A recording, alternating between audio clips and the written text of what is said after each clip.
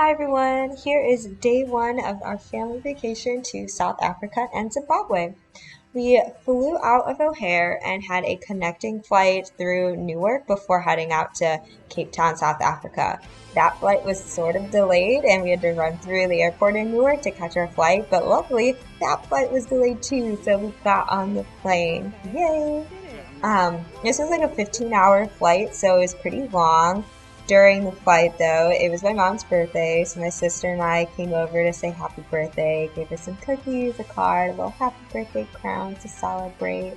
But other than that, we spent most of the time sleeping, eating airplane food. Peter did not like that, and of course, watching a bunch of movies to pass the time.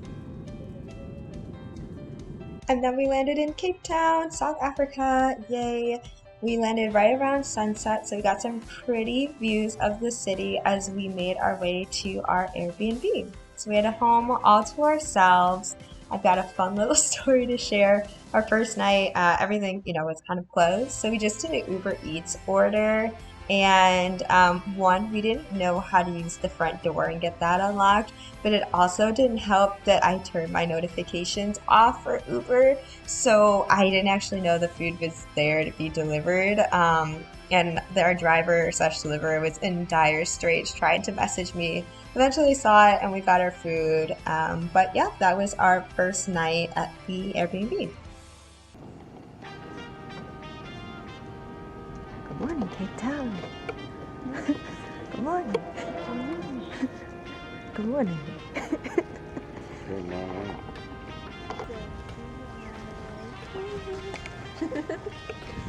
Hello.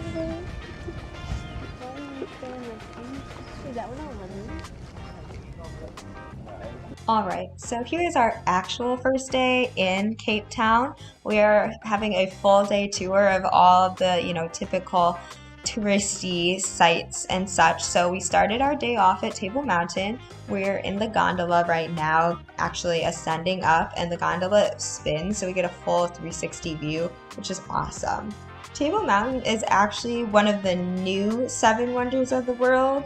And of course, it's called Table Mountain if it wasn't obvious because it has a flat top. And we took the gondola up, but while we were going up, there were actually people who were hiking up. So that took about 5 hours, if you could imagine. But at the top, we got some pretty cool views of Cape Town itself. We learned some from our guide and just walked around and explored.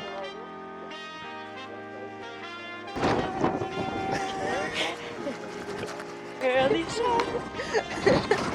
Then we began to make our way down and move on to our next location.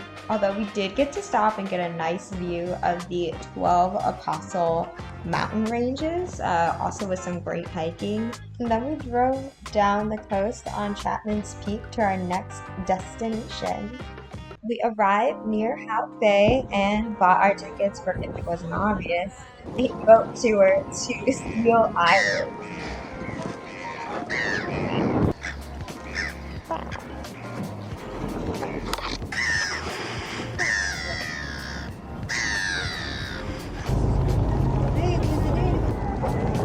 Good morning, everyone. Welcome aboard. Come eat. Take off. And we were off on our little boat to Seal Island. So it's actually just a small island mass. It's about 3.5 miles north of the beaches of False Bay. And it's basically called Seal Island because of all the seals that occupy it. But on the way to get there, it was pretty windy and the boat rocked, so we did have to hold on. That was fun, but also slightly scary, but it was pretty cool once we got to the island itself. So we arrived and got to see all of the they're pretty big Cape Fur seal colony. And we kind of just circled the area and watched from afar. It's not like it was safe enough for us to get on the island. But it said that there's an estimated amount of 70,000 seals during the pupping season. So that's a lot. But just look how chill they are, bobbing up and down in the water, just relaxing. They're definitely living the life.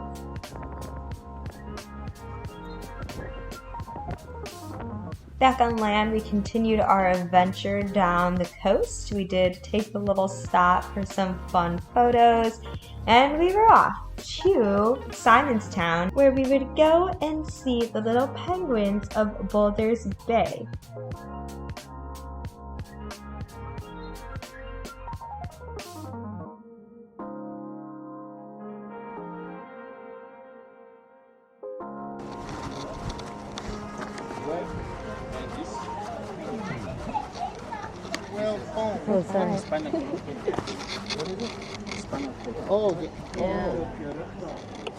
Wow.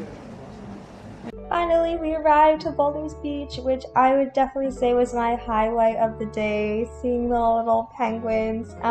They have kind of a funky name, so I'm not going to say it, but if you just look up South African penguins in Boulders Bay, you'll get to see. But they were adorable. We walked around, and at first we were like, okay, we see one, we see some eggs, okay, somewhat by the water, but where are they all? They were all the way basically at the end of the little pier we were allowed to walk on, and look at them just like enjoying themselves, sitting in the sun, taking a dip to go get some food or cool off. Like, absolutely adorable. Yeah, here are the little ones, still nice and fluffy with that extra fuzz they've got. I believe it's said that there are somewhere around maybe 2,000 of those little guys at the beach between March and May for the breeding season. So they just were awesome. I honestly have no idea how long we spent there. Might have been too much time, but they're such cute little creatures as they waddle around. And I just look at them go into the water. They're like little airplanes flying in the sky. So super duper cute.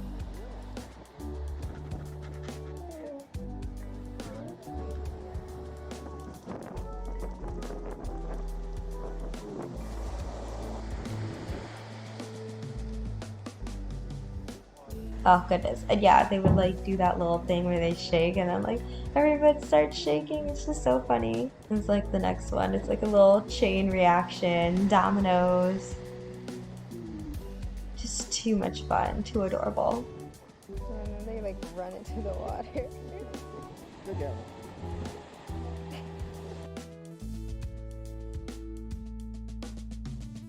After saying goodbye to the little penguins, we did get lunch there in Simonstown at Harborview Restaurant.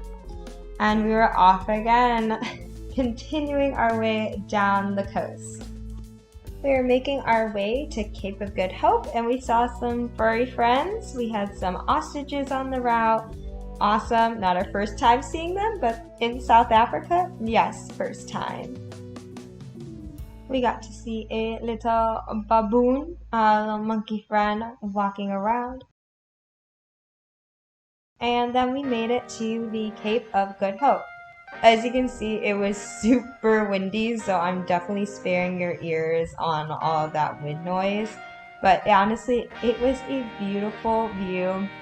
Some crazy waves, like look how dangerous that is. We got to take some pictures in front of the sign.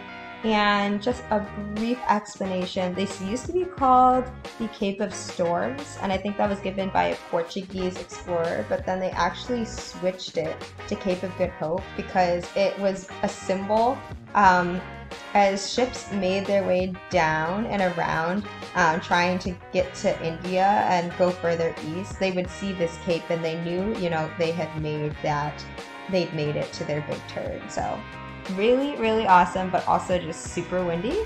And then we drove our way to Cape Point.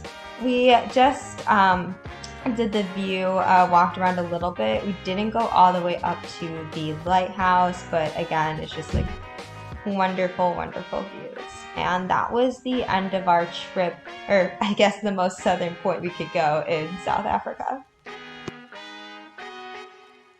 Making our way back up, we stopped at this interesting shark observation tower. So There's literally someone on duty to watch if there's sharks on the beaches where the surfers surf. I have never seen this before, but it was really cool to learn what these shark spotters do on their day-to-day. The last stop for our tour was actually to see the Bo-Kaap houses. So this is back in Cape Town itself. You notice all these homes are beautifully colored. At the time, any of the homes that were near cobblestones had to be painted white, and this neighborhood was specifically multicultural and had a heavy Muslim influence. Eventually, the laws were lifted, and the people of the neighborhood actually painted the houses to be colorful as a sign of freedom. And we ended our evening with dinner at Cliff Street House, which is actually pretty cool. It was kind of like a Victorian house with a bar and garden, so we sat outside, and that was our first day in Cape Town. Please enjoy some of the fun photos, and we'll catch you on day 2.